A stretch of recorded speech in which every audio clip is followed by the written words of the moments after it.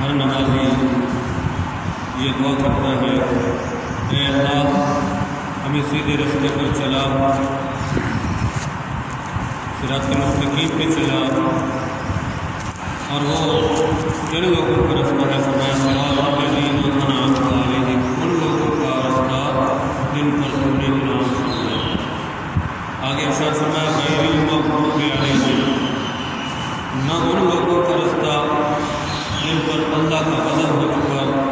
ولا الضالین، اور نہ ان لوگوں کا رستہ جو گمراہ ہو گئے۔ مغضوب علیہم جو لوگ ہیں جن پر اللہ کا غضب ہو چکا اور جو سیدھے رستے صراط مستقیم سے انحراف کر چکے، گمراہ ہو گئے، اے مالک اللہ ان کے رستے پر چلنے سے ہمیں بچا۔ مغضوب علیہم جن پر اللہ کا غضب ہوا، یہ کون لوگ ہیں؟ اور اسی طرح ضالین جو گمراہ ہیں، تو ضالین سے کون لوگ مراد ہیں؟ جمہور علماء کرام، محدثین اور مفسرین ارشاد فرماتے ہیں کہ مغضوب علیہم سے یہود مراد ہیں اور ضالین سے مراد نصارہ یعنی عیسائی مراد ہے۔ اور اس موقف کی تائید قرآن کی ان آیات بینات سے ہوتی ہے کہ یہودیوں کے بارے میں اللہ تعالیٰ نے ارشاد فرمایا من لعنہ اللہ وغضب علیہ، یہ وہ لوگ ہیں جن پر اللہ نے لعنت فرمائی اور اللہ کا غضب ان پر ہے۔ اور نصارہ کے بارے میں اللہ تعالیٰ نے ارشاد فرمایا قد ضلوا من قبل واضلوا کثیرا، یہ پہلے سے گمراہ بھی ہو چکے تھے اور انہوں نے بہت سارے لوگوں کو گمراہ کر ڈالا۔ پہلی آیت سے یہود مراد ہیں اور دوسری جو کلمات میں نے آپ کے سامنے تلاوت کیے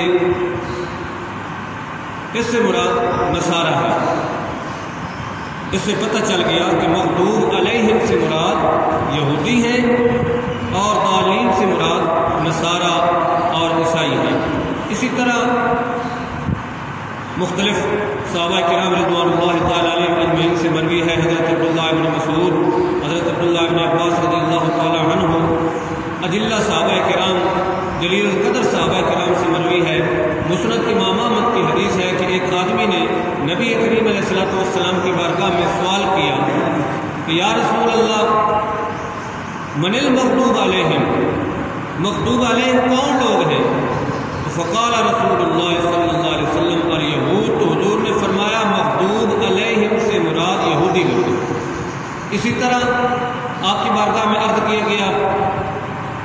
من الضالون، یا رسول اللہ گمراہ لوگ کون ہیں؟ تو نبی کریم علیہ السلام نے ارشاد فرمایا النصارہ، وہ نصارہ لوگ ہیں، عیسائی لوگ ہیں۔ تو بہرحال یہ اکثر علماء اور جمہور علماء کا موقف ہے، اگرچہ امام فخر الدین رازی کی اتباع کرتے ہوئے علامہ بیضاوی نے اس کو عموم کر رکھا ہے، یعنی مغضوب علیہم سے مراد بد عمل لوگ اور ضالین سے مراد بد عقیدہ لوگ۔ اب چاہے وہ پہلے کی امتوں کے ہوں یا رسول اللہ صلی اللہ علیہ وسلم کی امت میں وہ لوگ ہوں، کتنے ایسے ہیں جو بد عمل بھی ہیں، بد کردار بھی ہیں اور بد عقیدہ بھی ہیں۔ تو مطلب یہ ہے کہ اے اللہ ہمیں یہودیوں کے راستے پر نہ چلا، ہمیں نصارہ کے راستے پر نہ چلا، یہ دوسری تفسیر کے مطابق ہمیں بد عمل لوگوں کے راستے پر نہ چلا جن کا کردار برا ہے، اور بد عقیدہ لوگوں کے راستے پر نہ چلا۔ تو ان کلمات طیبات سے ثابت ہو گیا کہ ہر مومن مسلمان کو چاہیے کہ وہ یہود و نصارہ کے طور طریقے، ان کی صورت سیرت، ان کے اعمال اور ان کے کردار کو نہ اپنائے اور ان سے الگ تھلگ کرے، اجتناب اختیار کرے، ان کے فیشن اور رواج کو نہ اپنائے اور قرآن و سنت کی روشنی میں اور قرآن و سنت کے سانچے میں اپنے آپ کو ہمیشہ کے لیے ڈھالنے کی کوشش کرے اور ان کے طریقوں سے جدا رہے، کیونکہ نبی قرآن پاک میں دوسری جگہ ارشاد فرمایا گیا یا ایھا الذین آمنوا لا تتخذوا اليہود والنصارى اولیاء بعضهم اولیاء بعض، اے ایمان والو یہود و نصارہ کو اپنا دوست نہ بناؤ،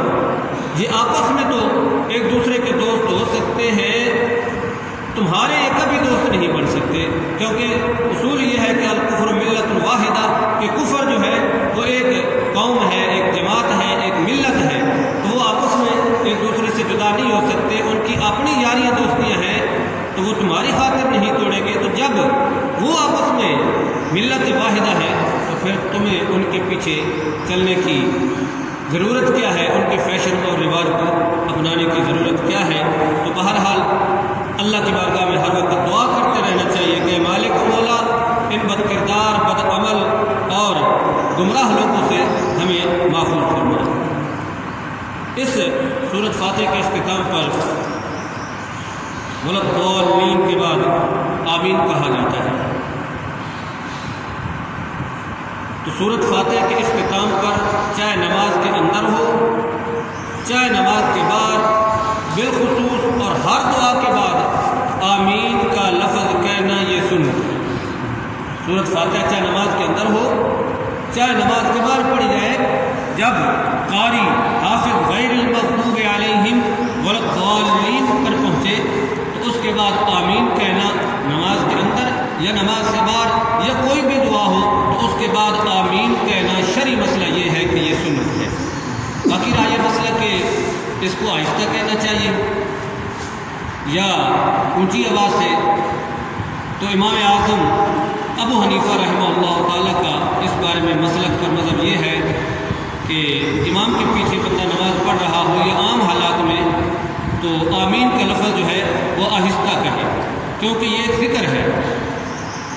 اور دعا ہے اللہ رب العزت کی۔ آمین کا معنی کیا ہے؟ اللہم استجب لہ، اے اللہ میری اس جو میں نے دعا تیری بارگاہ میں عرض کی ہے، اے مالک مولا میری اس دعا کو قبول فرما۔ یا اس کا دوسرا معنی کیا جاتا ہے ایسا ہی ہو، یعنی اے مالک مولا جس طرح تیری بارگاہ میں عرض کر چکا ہوں کہ مجھے صراط مستقیم پہ چلا اور اپنے انعام یافتگان بندوں کے راستے پر چلا اور یہود و نصارہ بدعمل برکردار کے لوگوں کے راستے سے ہمیں محفوظ فرما، اے میرے مالک مولا جس طرح میں عرض کر رہا ہوں تو اسے ایسا ہی فرما دے۔ تو بہرحال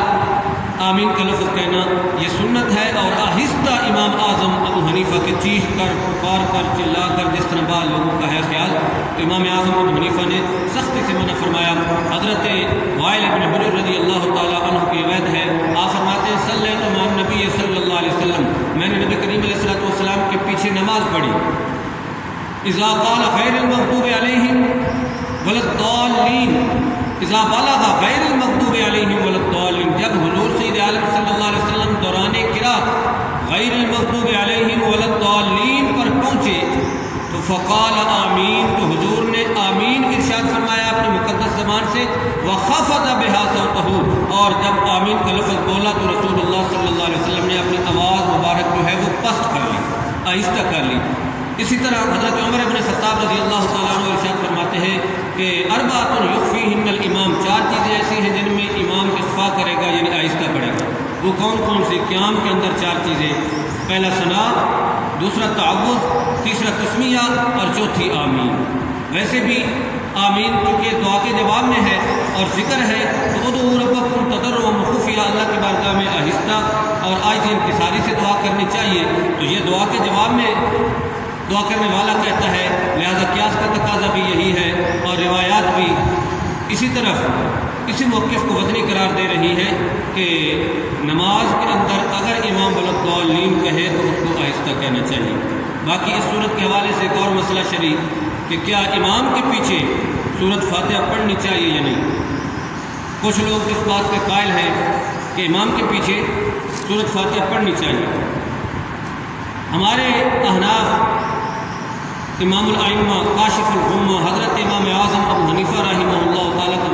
مذہب یہ ہے، مسلک یہ ہے، آپ سختی سے منع فرماتے ہیں کہ امام کے پیچھے قرات نہ کی جائے۔ یاد رکھنا قرات کا لفظ جو ہے وہ صرف سورۃ فاتحہ اور اس کے ساتھ جو سورت ملائی جاتی ہے، کوئی سورت یا 3 آیات چھوٹی یا 1 آیات بڑی جو ملائی جاتی ہے، اس قرات کا لفظ صرف اس پر سچا آتا ہے۔ ثنا، تعوذ، تسمیہ، آمین، تحمید، تسمیع اور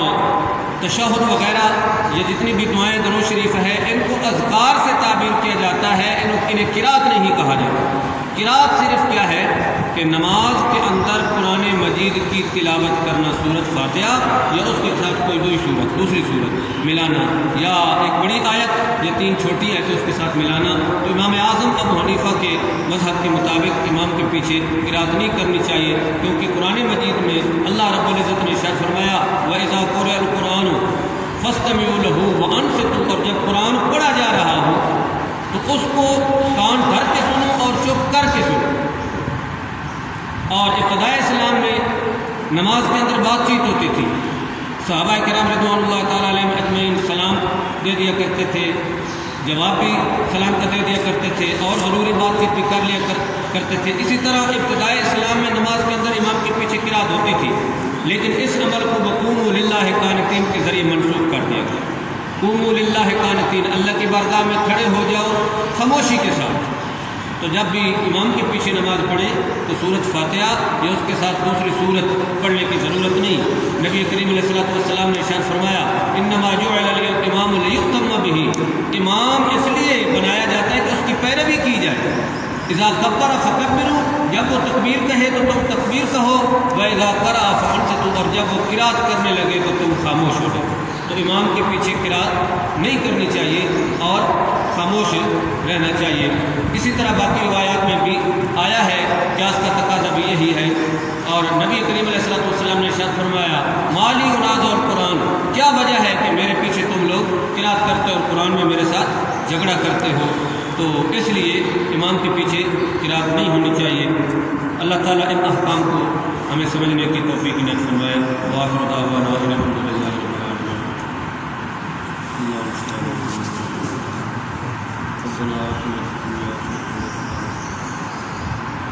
ربنا لا تزغ قلوبنا بعد إذ هديتنا وهب لنا من لدنك رحمة إنك أنت الوهاب۔